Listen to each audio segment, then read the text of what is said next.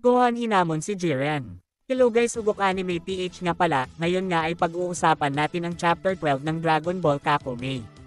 Pero bago ko ito simulan ay mag-subscribe na muna kayo sa ating YouTube channel para lagi kayong updated sa mga bagong videos natin about Dragon Ball content. Ngunit bago ko ito simulan ay mag-intro na muna tayo.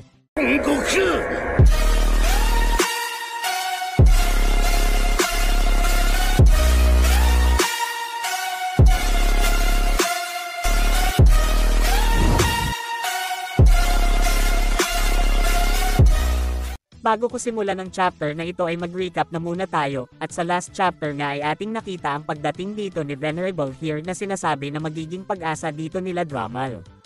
Dito nga din ay si Venerable Here na nga ang bagong God of Destruction ng Universe 14. At dito na nga papasok ang chapter 12 ng Dragon Ball Kakome na pinamagatang Amaranth's Journey. At sa unang panel nga ay atin makikita dito ang isang malaking crack kung saan ay dito nga pumasok sila Venerable at Salaga. Ginamit nga nila dito ang mythical cube ng mga angels. Dito nga ay namamangha ang mortal sa divine vehicle ng mga angels kasi nga ngayon pa nga lang daw siya makakasakay sa sasakyan na ito. Salita nga dito si Venerable Here at sinabi nito na wag na nga daw silang magsayang pa ng oras, may trabaho pa daw silang kailangan gawin.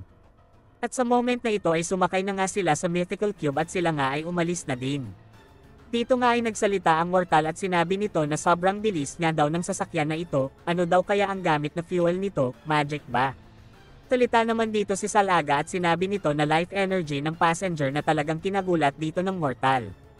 Sa moment na ito ay tinanong nga ni Salaga si Venerable Here kung saan nga daw nito balak mag-travel. Sagot dito ni Venerable Here na sa palace nga daw ng Grand Priest na talagang kinagulat dito ng dalawa. Salita nga dito si Salaga at sinabi nito na sa palace. Alam mo kung nasaan yon. Dagdag naman dito ng mortal na kasama nila ng mga angels nga lang daw ang nakakaalam ng lugar na yon.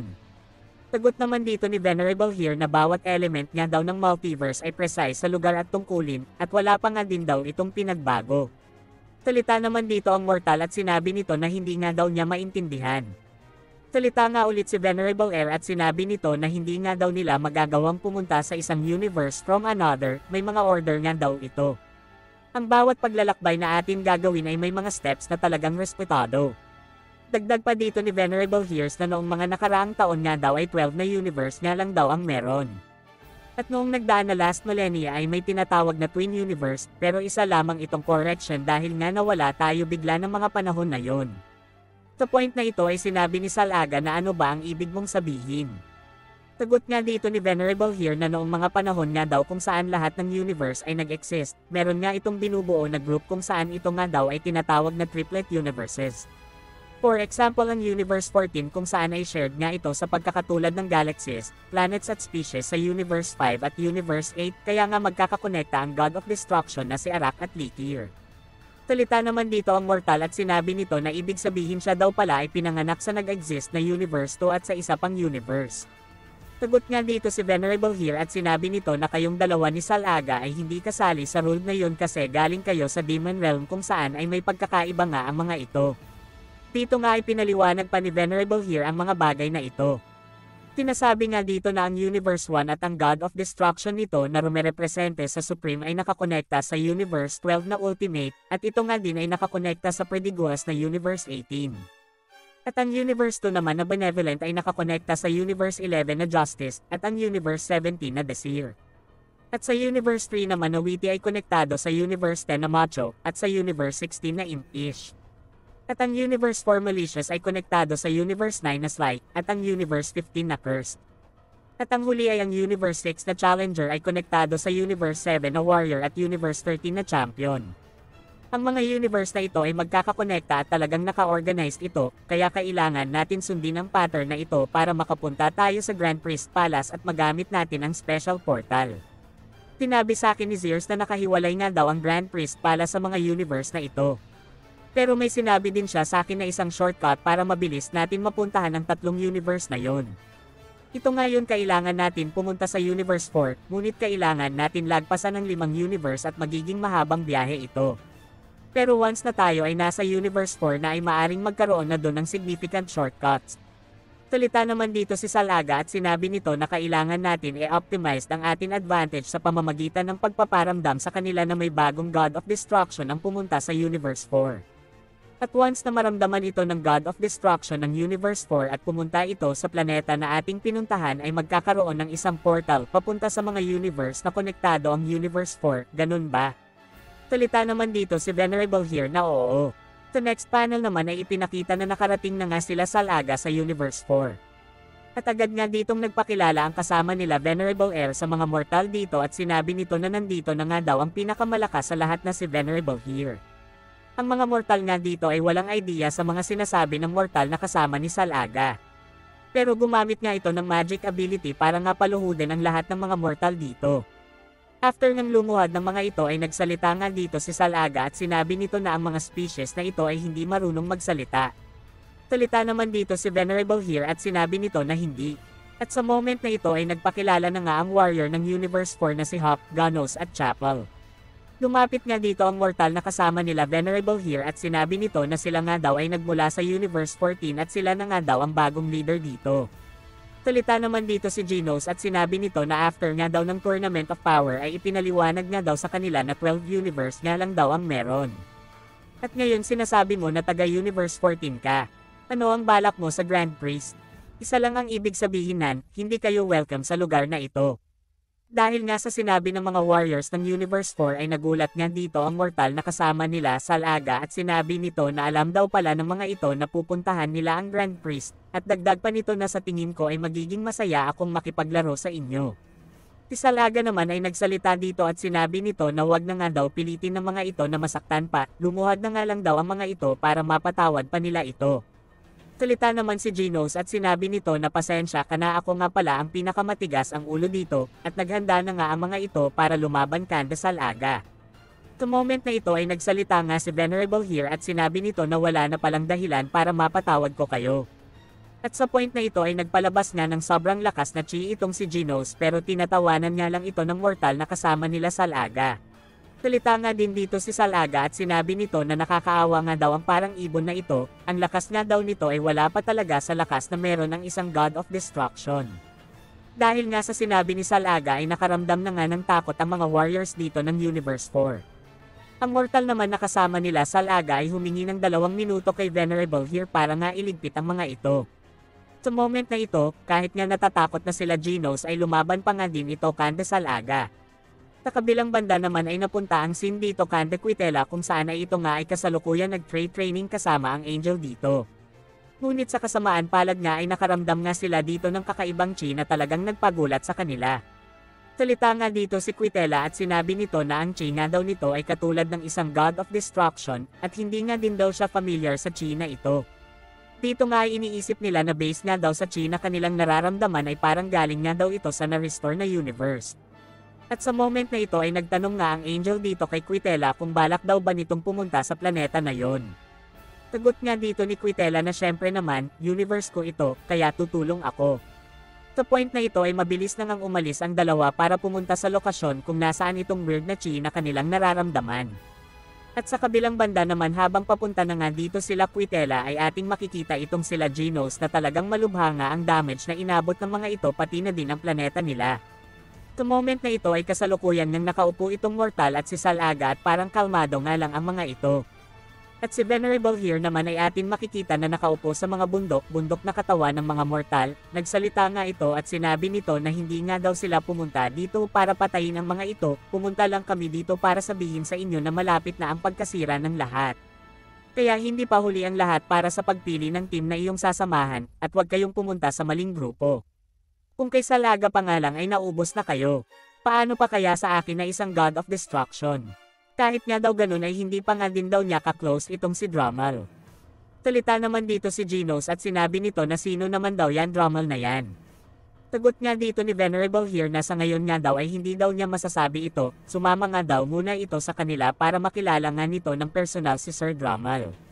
Dito nga ay tumawa lang si Genos at sinabi nito na sige nga lang daw ituloy lang daw nito ang pagyayabang, hindi nga daw siya kilala ng mga ito at hindi nga daw alam ng mga ito ang kaya niyang gawin.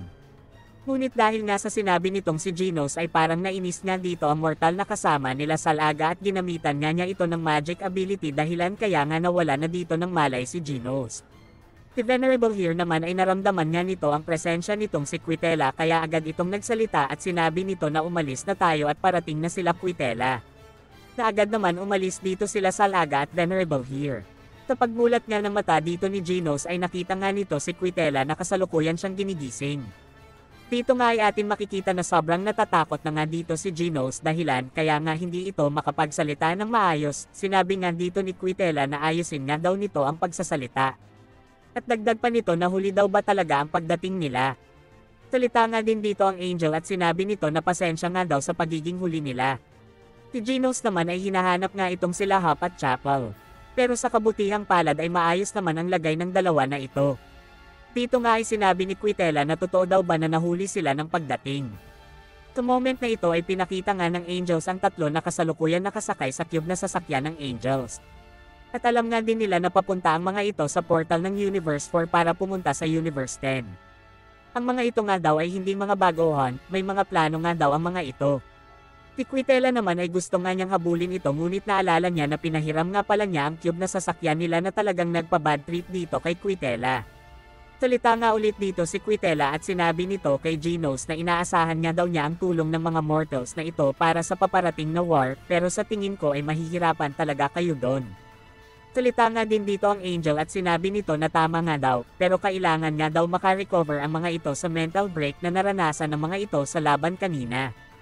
Dito nga ay inutusan ni Quitela ang Angel na si Konyak na ayusin nga daw muna nito ang paligid dito, ayaw nga daw niya na makita pa ito ng iba at ito pa ang maging dahilan ng kanilang pagpapanik. At ang tatlo na warrior na yan ay atin na rin isama sa planeta ko. Salita naman dito si Konyak at sinabi nito na di ba ayaw mo sa mga mortal Lord Quitela. Pero si Lord Quitela nga ay umarap lang dito na simbolo na gusto nga nito talaga ang tatlong mortal na yon. Si Konyak naman ay sinunod nga nito ang utos ni Quitela. Sa kabilang banda naman ay atin makikita na nakita na nga nila Venerable here ang portal. Salita nga dito si Salaga at sinabi nito na ito na pala ang portal, ibig sabihin dalawang portal na lang ang kailangan natin para makapunta sa Grand Priest Palace. At sa moment na ito ay nagamit na nga nila ang portal at matagumpay na nga silang nakapunta sa Universe 10. Dito nga ay ipinakita ang lumipas na 5 buwan kung saan ay kakatapos nga lang puntahan nila Venerable here sila Kensai at Keshi. At ang Universe 12 nga ay kasalukuyan pa din naghahanda para sa utos sa kanila na protektahan ang legacy ng previous generation at ang future generation. Pero sa Universe 11 nga ay may isang batang warrior ang magpapakita ng isang pagbabago para sa hindi mahulaan na resulta ng paparating na digmaan.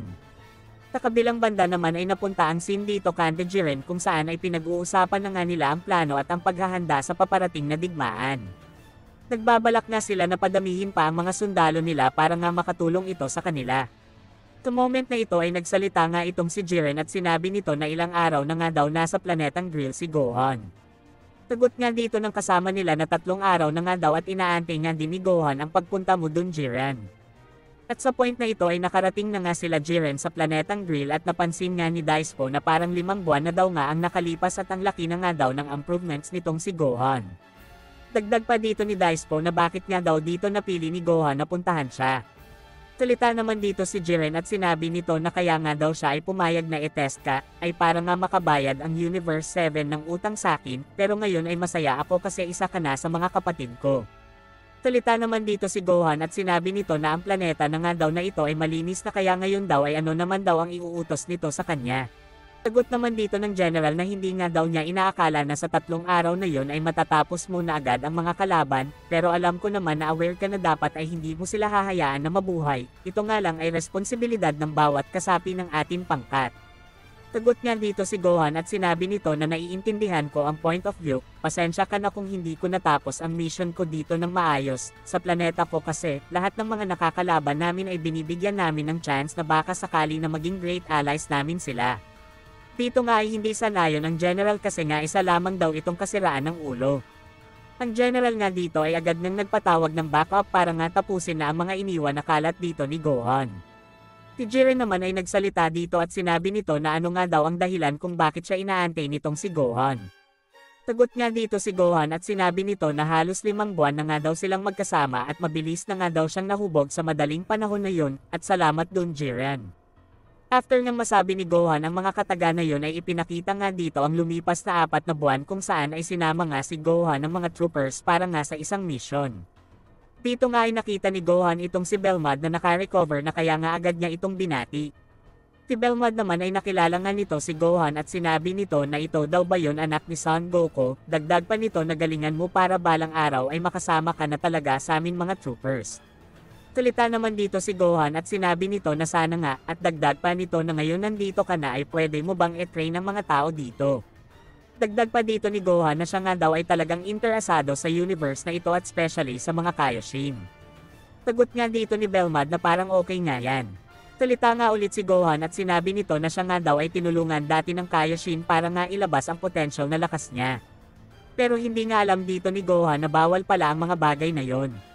Sinabi nga dito ng Angel na hindi nga daw pwedeng gawin ng Kaioshin sa mortal ang mga sinasabi nitong si Gohan, ang mundo nga daw ng Kaioshin ay talagang malaki ang pagkakaiba. Dito nga ay ipinakita ng Angel ang mga pinaggagawa dito ni Gohan at ipinakita nga din dito ang pagsuot ni Gohan ng damit ng mga Kaioshin na lubos talagang pinagbabawal.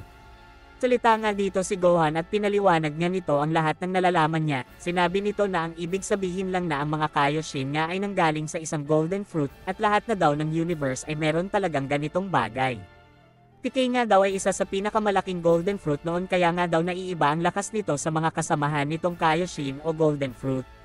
Si Belmad nga ay nagtataka dito kasi nga alam ni Gohan ang mga bagay na yon, at nagsalita nga dito si Belmad at sinabi nito na ibig sabihin na si Kay pala ay may lakas na hindi kayang magawa ng mga kasama niya na kapwa Kaioshin.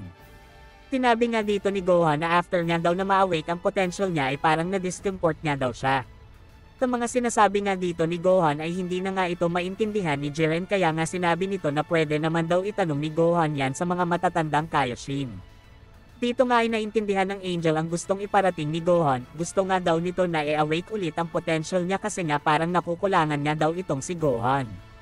At dito nga ay parang niskan ng Angel ang memories ni Gohan, at sinabi nito na ang bawat pag-awake nga daw ng potential ay may sinusunod na steps and orders, ang isa nga sa pinakamahalaga ay ang matinding concentration. Dagdag pa dito ng Angel na hindi nga daw lahat ng Kaioshin ay may kakayahan na mag-awake ng potential, pili nga lang daw ang mga nakakagawa nito. At based nga daw sa mga nakita niya sa memories ni Gohan ay talagang sobrang layo pa daw nito para ma-awake ang potential nito. Dahil sa mga sinabi ng Angels ay formal nang nagpasalamat dito si Gohan at sinabi nito na wala nga daw siyang doubt sa kanyang sarili kahit na hindi pa pala niya na-awake ang potential na meron siya. Dito nga din ay nagsisimula ng maintindihan ni Gohan ang mga bagay-bagay. Balik nga ang scene sa present kung saan hinamon na nga ni Gohan si Jiren at sinabi nito na kung pwede daw ba nabigyan siya ni Jiren ng serbisyo, noong pagkabata nga daw niya ay hindi pa siya nakalaban sa mga malalakas na mortal. Ang tatay nga lang daw niya ang laging gumagawa ng mga bagay na yon. Gusto nga daw niya na makalaban ang lakas ng isang Jiren noong sa Tournament of Powers. At noong laban mo Kanda Frieza at Android 17, walang duda na talaga na isa kang extraordinary. Si Jiren naman ay namamangha sa aura na meron itong si Gohan. Dito nga ay matapang na sinabi ni Gohan na lumaban ka ng full power, habang inaantay ko itong si Kay, ay gagawin ko ang lahat ngayon para ma-reach ang pinakalimit ko. At dito na natapos ang chapter 12, sobrang haba guys ng chapter na ito, sana ay mag-like kayo para makita na natin ang Jiren vs Gohan. 1,000 like lang guys susundan ko na agad ito.